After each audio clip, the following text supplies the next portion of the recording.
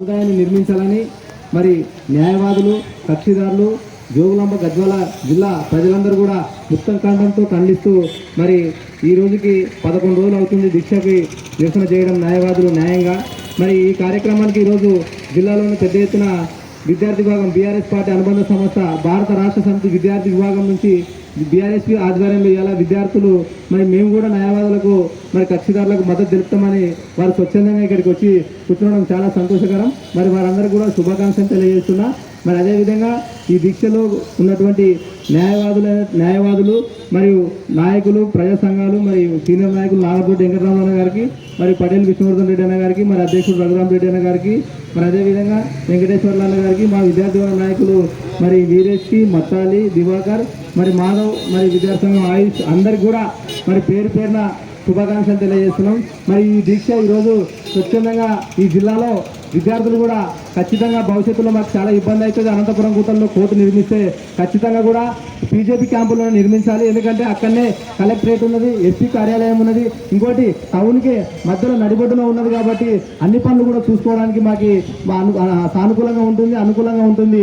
మరి పెద్ద ఎత్తున ఇక్కడనే నిర్మించాలని ఇవాళ యావత్తు జిల్లాలోనే అన్ని విద్యార్థి సంఘం అయినటువంటి బీఆర్ఎస్వి తరఫున మరి విద్యార్థులు పెద్ద ఎత్తున డిమాండ్ చేస్తున్నారు. మరి ఇప్పటికైనా ప్రభుత్వం కానీ ఇక్కడ ఉన్నటువంటి పాలకులు కానీ ఆలోచన చేయాలి.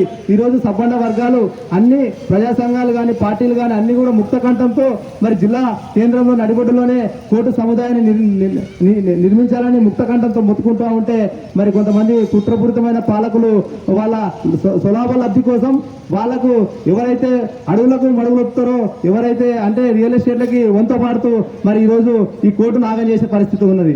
ఎందుకంటే కోర్టు అంటే ఇది భవిష్యత్ తరాలకు ఉపయోగపడేది. మరి అన్ని పిల్లలకు అంటే ఈ జనరేషన్, వచ్చే జనరేషన్, ఇంకా జనరేషన్ల వారికి కూడా కోర్టు అనుకూలంగా ఉంటేనే అందరు కూడా అన్ని పనులు అవుతాయి. మరి ఒక వ్యక్తి, ఒక సామాన్య కార్యకర్త కానీ, ఒక సామాన్య ప్రజలు కానీ జిల్లా కేంద్రానికి వస్తే ఇప్పుడు కోర్టు పని కాకుండా జిల్లా కలెక్టరేట్ కార్యాలయం ఏమైనా పని ఉన్నా, ఎస్పీ కార్యాలయం ఏమైనా పని ఉన్నా, లోకల్లో ఏమైనా పని ఉన్నా అన్ని చూసుకొని కూడా ఒకవేళ మధ్యాహ్నం సమయంలో కోర్టు వాయిదా పడితే కూడా అన్ని పనులు చూసుకోవడానికి ఆస్కారం ఉంటుంది. మరి ఇవన్నీ అన్ని అనుకూలమైన పరిస్థితులన్నీ జిల్లా కేంద్రానికే ఉన్నాయి. ఎందుకంటే ఎక్కడో 12 కిలోమీటర్ల దూరంలో అనంతపురం గుట్టలు నిర్మిస్తే అది ఎప్పుడు డెవలప్ కావాలా, ఎట్లా పోవాలా అంటే కక్షిదారులు పోవడానికి ఇబ్బంది, ప్రజలు పోవడానికి ఇబ్బంది. ఎక్కడో కేటుతోటి ఇక్కడ నందిన్న కాడ నుంచి వచ్చేటువంటి ఎవరైనా సరే ప్రజలు కానీ కక్షిదారులు కానీ మరి జిల్లా కేంద్రానికి వస్తారు. కానీ మళ్ళీ జిల్లా కేంద్రానికి వచ్చి అక్కడి నుంచి మళ్ళీ 12 కిలోమీటర్లు ప్రయాణం చేయాలంటే చాలా ఇబ్బందికరం. మరి అంతేకాకుండా అదేవిధంగా మరి ఇటు ఐజ నుంచి కానీ, ఇటు అలంపూర్ నుంచి కానీ, ఇటు రాజోల్ నుంచి కానీ ఇక్కడ నుంచి వచ్చే వాళ్ళు కూడా సెంటర్ పాయింట్ ఐజ కేంద్రంగా వస్తారు. మరి వచ్చి జిల్లా కేంద్రానికి చేరుకుంటారు. మరి జిల్లా నుంచి మళ్ళా అనంతపురం 12 కిలోమీటర్ల దూరం పోవాలంటే ఎంత ఇబ్బంది, ఎంత ప్రయాస, మరి టైం వేస్ట్. ఎందుకంటే సమయానికి కోర్టుకు హాజరు కాకపోతే మరి వాయిదాలు పడడం, మరి ఇబ్బందికరం, కోర్టు నోటీసులు జారీ చేయడం, నువ్వు సరైన సమయానికి రాలేదని.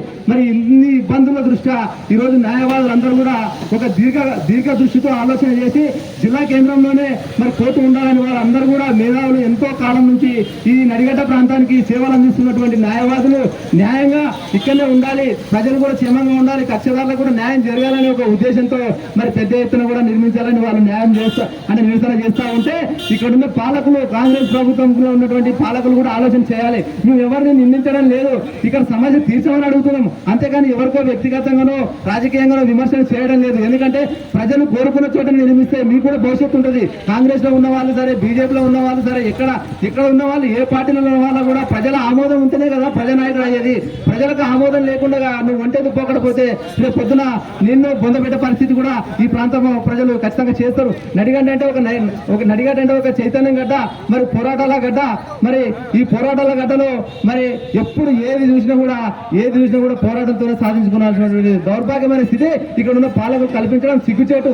ఎందుకంటే ప్రజలు కోరుకుంటున్నారు, మరి న్యాయవాదులు కోరుకుంటున్నారు, కక్షదారులు కోరుకుంటున్నారు, మరి ఉన్నట్టు పాలకులు కూడా కోరుకోవాలా. మరి ఎందుకు ఇంత కక్ష చేస్తున్నారు మరి ఈ ప్రాంతం పైన? ఒక మెడికల్ కాలేజీ రావాలని కూడా ఆ రోజు ఎంతో